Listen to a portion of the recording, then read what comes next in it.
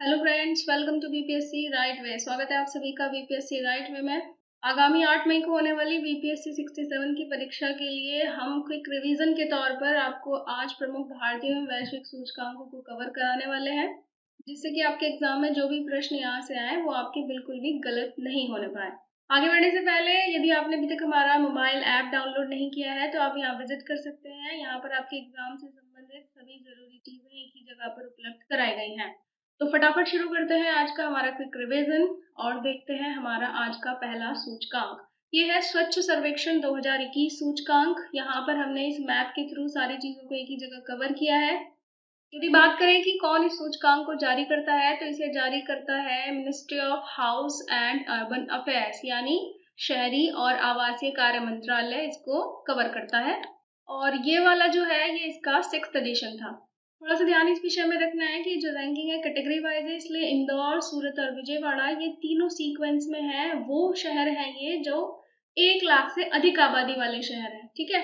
इसके बाद यदि हम 1 लाख से कम आबादी वाले शहरों की बात करें तो महाराष्ट्र के 3 शहर हैं, वीता, लोनावाला और सासवाड़। इन तीनों की रैंकिंग महाराष्ट्र ही है और 1 लाख से कम वाली आबादी के लिए। यदि बात करें राज्यों की तो पहला स्थान प्राप्त हुआ है छत्तीसगढ़ को, बट यहाँ भी कैटेगरीज हैं। ये वो कैटेगरी वाले राज्य हैं जिनमें अर्बन बॉडीज जो है, जो कि नगर निकाय हैं, वो 100 से अधिक हैं। और यदि आप 100 से कम नगर निकाय वाले राज्य की बात करेंगे तो उत्तर हो जाएगा झारखंड, ठीक है। इसके अलावा एक चीज और आप ध्यान रखेंगे कि इस बार 2021 से प्रेरक दौड़ सम्मान नाम की एक और कैटेगरी को चालू किया गया है। इसके अलावा जो फास्टेस्ट मूवर सिटी है वो है आपकी होशंगाबाद, जो कि मध्य प्रदेश में है। और जो फास्टेस्ट मूवर स्टेट है वो है कर्नाटका, मोर देन 100 यूबीज में, और लेस देन 100 अर्बन बॉडीज में है मिजोरम। तो ये आपका स्वच्छ सर्वेक्षण 2021 का डाटा है जो आपके एग्जाम में आने की अधिक संभावना है इसकी। बढ़ते हैं कुछ अगले डेटास पर, और ये है हमारा लॉजिस्टिक प्रदर्शन सूचकांक 2021। अगला डेटा है आपका लॉजिस्टिक प्रदर्शन सूचकांक 2021, जिसे जारी किया है वाणिज्य और उद्योग मंत्रालय ने। जिसमें की रैंकिंग की बात करें तो गुजरात इसमें फर्स्ट पर है, सेकंड पे है हरियाणा और बिहार का इसमें स्थान रहा है 19। ये जो हमारा दूसरा सूचकांक है बहुत ज्यादा इंपॉर्टेंट है। ये है सतत विकास लक्ष्य भारत सूचकांक 2020-21, जिसे जारी करता है नीति आयोग, और ये इसका 3rd एडिशन है। इसमें फर्स्ट स्टेज पर आया है केरल, दूसरा हिमाचल प्रदेश और तीसरा है तमिलनाडु। और इसमें थोड़ा सा ये आप ध्यान रखेंगे क्योंकि बिहार की बात हो तो ये इसमें अंतिम स्थान पर आया है, और नीचे से दूसरा है झारखंड, तो बिहार के लिए ये वैसे भी इम्पोर्टेंट है। अगला हमारा इंडेक्स है भारत नवाचार सूचकांक 2020। इसमें फर्स्ट है कर्नाटक, दूसरा है महाराष्ट्र और तीसरा है तमिलनाडु, और ये सूचकांक का 2nd एडिशन था। और इसके अलावा एक और सूचकांक हमें देखना है, that is ease of living index 2020। इसे मार्च 2021 में रिलीज किया गया था आवास एवं शहरी मंत्रालय के द्वारा। यहाँ पर भी काफी कैटेगरीज हैं। तो बड़े शहरों में बेंगलुरु और छोटे में शिमला ने फर्स्ट स्थान प्राप्त किया है। पटना में इसमें 33rd जो इसका रैंक है। और सबसे खराब प्रदर्शन यदि बड़े और छोटे शहरों में देखें तो बड़े शहरों में सबसे खराब प्रदर्शन रहा है श्रीनगर का, और मुजफ्फरपुर छोटे शहरों में। नेक्स्ट है हमारा निर्यात तत्परता सूचकांक 2021, यानी एक्सपोर्ट प्रिपेयर्डनेस इंडेक्स 2021। इसे जारी किया है नीति आयोग ने, और इसमें प्रथम स्थान है गुजरात का, दूसरा महाराष्ट्र और तीसरा कर्नाटक। राज्य ऊर्जा दक्षता सूचकांक में फर्स्ट है कर्नाटक, दूसरा है राजस्थान और तीसरा है हरियाणा। और अगला जो हमारा रिपोर्ट है वो है बाघ गणना रिपोर्ट 2018। देखने में पुरानी लग सकती है, बट क्योंकि इसके बाद कोई नई रिपोर्ट नहीं आई है इसलिए इक्वली इम्पोर्टेंट है हर साल के लिए। और ये इसका 4th एडिशन था। इसमें बाघों की कुल संख्या भारत में बताई गई थी 2967, जो कि 2014 में 2226 थी। और यदि आप इसे कितनी वृद्धि हुई है इन सालों के अंदर तो वो आप देखेंगे तो ये 33% की वृद्धि 2014 से 18 के बीच में हुई है।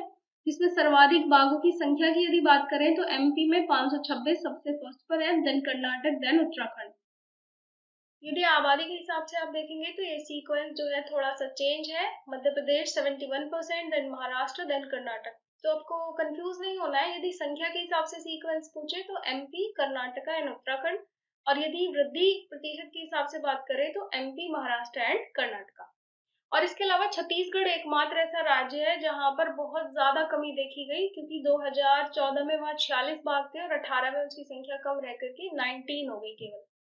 इसके अलावा आपको बता दें कि जो ग्लोबल टाइगर डे था पहली बार 2010 में रूस में सेंट पीटर्सबर्ग टाइगर समिट में मनाया गया था, और तभी 13 ऐसे जो देश थे जहां पर टाइगर रेंजेस थी, उन्होंने ये तय किया था मिलकर के कि 2022 तक जंगली बाघों की संख्या को दोगुना किया जाए। ये यहाँ पे फैक्ट हमने इसलिए डाला है बिकॉज 2020 ही चल रहा है और उसी से संबंधित ये डेटा था। आप हमें कमेंट बॉक्स में बताइए कि ग्लोबल टाइगर डे कौन सी डेट में मनाया जाता है। अब हम कुछ अंतर्राष्ट्रीय सूचकांकों को कवर करेंगे। तो बहुत सारे इंडिसेस में से हमने कुछ सिलेक्टेड इंडिसेस को ही यहाँ पर लिया है। तो सबसे पहला हमारा जो है वो है अंतर्राष्ट्रीय बौद्धिक संपदा सूचकांक 2022, जो कि ग्लोबल इनोवेशन पॉलिसी सेंटर के द्वारा जारी किया जाता है और जिसमें अमेरिका ने शीर्ष स्थान हासिल किया है। यदि भारत की रैंक की बात करें तो भारत का इसमें स्थान रहा है 43। यहाँ पर ब्रैकेट्स में हमने दिखाया है कि भारत का जो स्थान था वो पिछले वाली रैंक में इसमें क्या रहा था, तो इसमें 40 का रैंक था। इसके बाद जलवायु परिवर्तन प्रदर्शन सूचकांक 2022 जर्मन वॉच संस्था इसे जारी करती है। डेनमार्क इसमें फर्स्ट पर है और भारत को यदि आप देखेंगे तो लास्ट टाइम भी 10 ही इसकी रैंक थी और इस बार भी 10 ही इसकी रैंक है। हैले पासपोर्ट इंडेक्स Q1 2022 के रिजल्ट्स हैं जो हैले एंड पार्टनर्स के द्वारा जारी किया जाता है।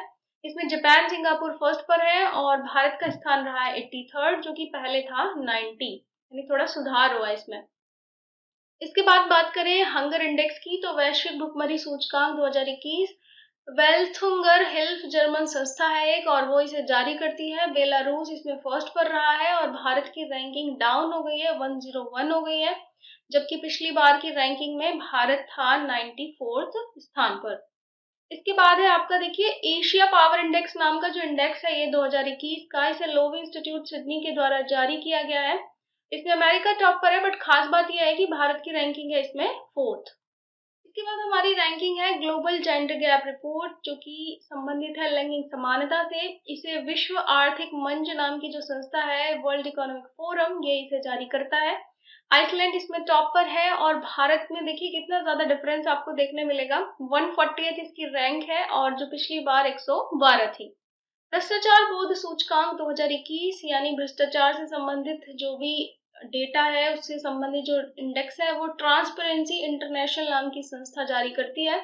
इसमें इम्पोर्टेंट ये है कि डेनमार्क, न्यूजीलैंड और फिनलैंड तीनों ने एक साथ ही शीर्ष स्थान इसमें हासिल किया है। भारत की रैंकिंग की बात करें तो 86 से ये इस बार 85 हो गई। वैश्विक जलवायु जोखिम सूचकांक 2021 जर्मन वॉच इसे जारी करता है। मोजाम्बिक फर्स्ट पर था, भारत की रैंक थी 7, जो कि पिछली बार 5 थी। इसके बाद है वैश्विक नवाचार सूचकांक 2021, जिसे वीपो यानी बौद्धिक संपदा संगठन जारी करता है। स्विट्जरलैंड टॉप पर है और भारत की रैंकिंग रही 46, जो कि पिछली बार 48 थी। इसके अलावा कुछ और इम्पोर्टेंट सूचकांक है हमारे पास में, इन्हें भी कवर करेंगे, जो कि पुराने हो चुके हैं बट क्योंकि इनके बाद कोई नया नहीं आया इसलिए इम्पोर्टेंट है। तो पहला है वैश्विक विनिर्माण जोखिम सूचकांक 2021। इम्पोर्टेंट बात ये रही है कि इसमें भारत की रैंकिंग सेकंड थी और चाइना इसमें टॉप पर था। इसे जारी किया था कुशमैन एंड वेकफील्ड संस्था ने।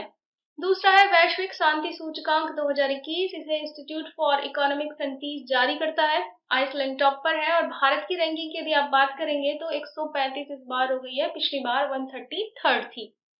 अगला इम्पोर्टेंट है, ये दोनों इम्पोर्टेंट है इवन, विश्व प्रसन्नता रिपोर्ट यानी वर्ल्ड हैप्पीनेस रिपोर्ट 2021, जिसे सतत विकास समाधान नेटवर्क जारी करता है। फिनलैंड टॉप पर है और भारत 136 हो गया है 139 से। इम्पोर्टेंट है, आप अच्छे से लर्न करेंगे। और दूसरा है सतत विकास लक्ष्य सूचकांक 2021, इसे भी सेम संस्था जारी करती है। सेम ही यहाँ पर शीर्ष देश है फिनलैंड और भारत की रैंकिंग 117 से 120 इसमें हो गई है। अगला है वैश्विक ऊर्जा संक्रमण सूचकांक 2021। देखिए बहुत ज्यादा ऊर्जा से संबंधित बातें यूक्रेन और रूस से छिड़े हुए युद्ध की वजह से चल रही हैं, तो ऐसे में इस टाइप की जो रिपोर्ट्स है थोड़ा सा इम्पोर्टेंट हो जाती है। तो एनर्जी ट्रांजिशन की फॉर्म में ये जो इंडेक्स है ये वर्ल्ड इकोनॉमिक फोरम नाम की इम्पोर्टेंट संस्था जारी करती है। विश्व आर्थिक मंच, स्वीडन इस पे टॉप पर है।